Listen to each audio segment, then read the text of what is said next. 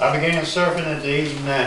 One of the first times I went surfing, we loaded up 6 boards, our family of 6, and 4 friends. That means we had 10 people loaded into a 61 Plymouth Fury.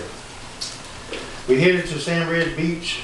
I was about 4 foot tall, and the board was 10 foot long. The very first time I caught a wave, I was hooked. Just as a heroin addict needs a fix, I have to have my waves.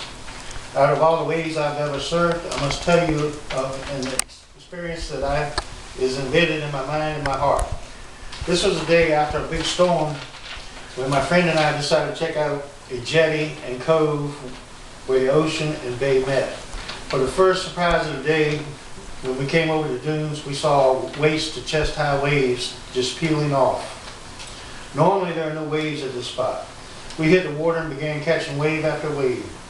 As we were looking to the horizon to pick the next set of waves, we saw an object racing to the heavens with a yellow cloud billowing from its bottom. We were in awe. In the next few minutes, we saw another object with a red tail. And a few minutes later, we saw an object with a blue tail. We realized the objects were rockets, and you don't see something like that very often, which leads me to my third point. The third thing that happened, just as dust started to creep in, was we noticed what appeared to be lights glowing in the water. You could move your hand through the water, and it would leave a trail of light flowing from your fingertips. It was like being on a mountain, seeing millions of stars shining as if you were free-falling through the Milky Way.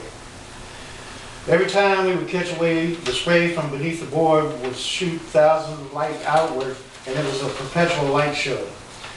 As we continued to surf, we ran our hands through the wall of the waves to see an extra burst of light.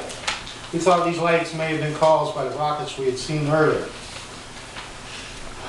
As darkness set in, we were forced to leave, much to our dismay. I told my father, a marine biologist, all the things that had transpired. My father explained that the rockets were likely from a research center at Wallops Island.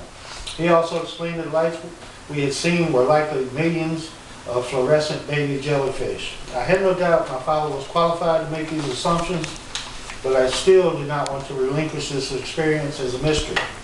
I know when I explain the effects of the amazing light show, it sounds like I'm tripping on acid, but I don't do drugs. I'm just a wave junkie, and the lights I saw were real.